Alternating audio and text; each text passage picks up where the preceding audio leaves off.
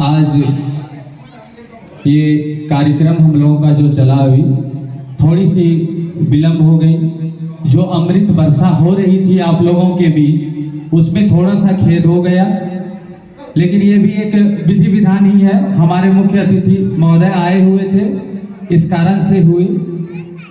महाराज जी के सामने मैं कुछ बोलूं ये तो मेरे बस की बात नहीं है। हमारे पंचायत से दूर दराज से आए हुए जितने भी कथा श्रोता हैं, मैं सबों का हार्दिक अभिनंदन करता हूं कि इस समय भी आज भी लगातार आज चौथा दिन है और आपकी उपस्थिति बरकरार है। इससे स्पष्ट होता है कि आज भी हमारे समाज में धर्म के प्रति आस्था बहुत ज्यादा है। हमेशा धर्म का काम में सहयोग करना चाहिए। जब एक्चुअली में है क्या कि हम लोगों को जब माइक मिल जाता है तो छोड़ने का मन नहीं करता, तो थोड़ी सी लाचारी मेरी भी है। एक दो शब्द अपना भड़ास निकाल लूं, क्योंकि 2-4 दिन से तो माइक का मौका मिला नहीं। कुछ कृपा हुई कमेटी की, आज मुझे भी माइक मिला तो मैं भी कुछ अपना अनुभव शेयर करूं। जिस समय पहला दिन एक लड़का मुझे शाम में फोन किया कि मुखिया जी आप कहाँ हैं, हम बोले मैं गांव में हूं। तो बोले कि हम आपसे मिलना चाहते हैं। तो हम जिज्ञासा जगी, बोले हम सब आपके साथ से मिलना चाहते हैं। तो फिर लगा आखिर में क्या बात है जो ये लोग हमसे मिलना चाहते हैं। हम भी उत्सुकता पूर्वक घर में पहुंचे, समय से सब लोग आए तो टोटल 20 लड़का थे। ये लोग बोले कि मुखिया जी हम लोग भागवत कथा कराना चाहते हैं। तो जैसे लगा कि इनके इस वाणी से, मतलब इनका जो बात सुने इन लोगों का हम तो काफी प्रफुल्लित हो गए कि पुनः अब मेरे गांव में भागवत कथा का आयोजन होगा। और उसके मतलब जो नींव करता है वो सारे नए लोग हैं, सारे युवा हैं, सारे मतलब कि एक तरह से कहा जाए तो हम लोग गांव देहात की भाषा में कहते हैं कि अनमेच्योर्ड लोग, जो कि इस उम्र में भागवत कथा की गप नहीं करते हैं।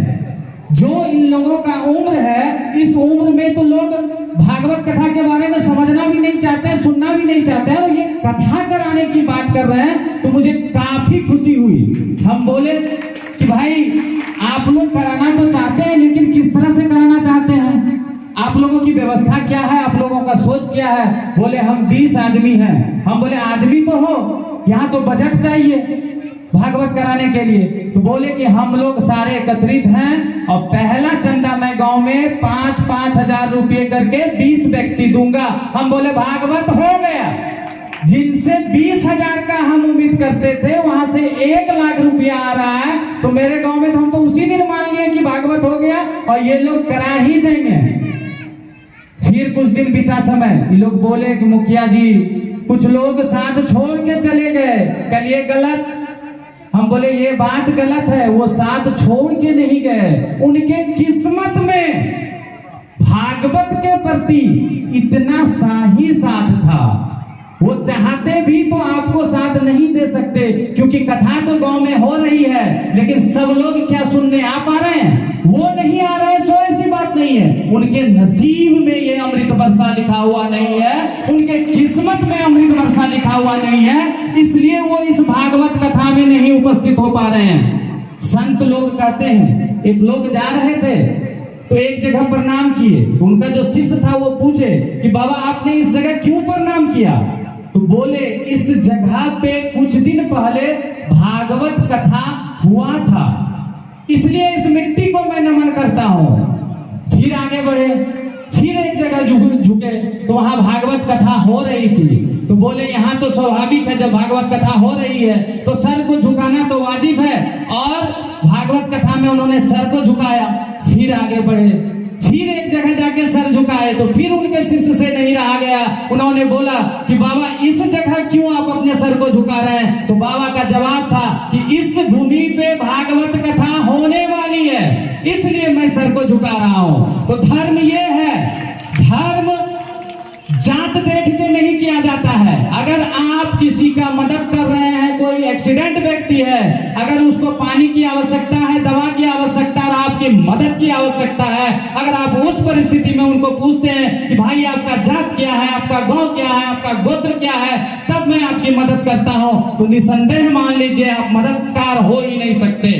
मददगार तो वो होते हैं जो कोई भी करे, किसी भी परिस्थिति में करे, अगर धर्म का कार्य है तो मैं उनके साथ हूं और उनके साथ रहूंगा और अंतिम दम तक रहूंगा।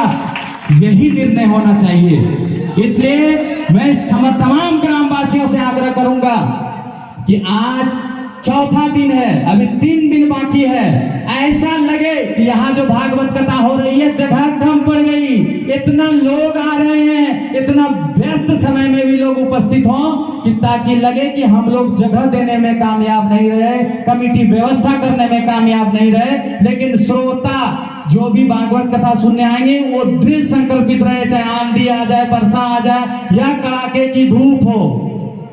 हमेशा अगर मेरा निर्णय मजबूत है, अगर हम दृढ़ संकल्पित हैं, तो मैंने इस लड़कों को कहा था कि अगर आप दिल से कोई काम ठानेंगे तो सारी कायनात आपके साथ होगी। कुछ पल के लिए मेरा भी मन घबरा गया था जब तापमान 45 डिग्री हो गया था। हम सोच रहे थे कि कलश यात्रा कैसा होगा। ऊपर वाले की कृपा आपने देखा, पंडाल में एक भी पंखा नहीं लगा हुआ है, फिर भी सब लोग बैठे हुए हैं और महिलाएं विशेष करके यहाँ उपस्थित हुए हैं और काफी मतलब संख्या में उपस्थित हैं। इनके लिए मातृत्व शक्ति को मैं पुनः एक बार नमन करता हूँ। बोलने के लिए तो पॉलिटिकल लोग हैं, बहुत चीज बोल सकते हैं, इसलिए ये कथा मंच है और बाबा का जो वाणी से अमृत वर्षा होगी उसका आप लोग उनको ग्रहण करें। जय हिंद, जय भारत, जय श्री राधे, जय माँ दुर्गे। प्रेम से बोलिए शंकर भगवान की, शंकर भगवान की जय। श्री राधे, जय बागेश्वर धाम, जय सनातन धर्म, जय हिंदुस्तान।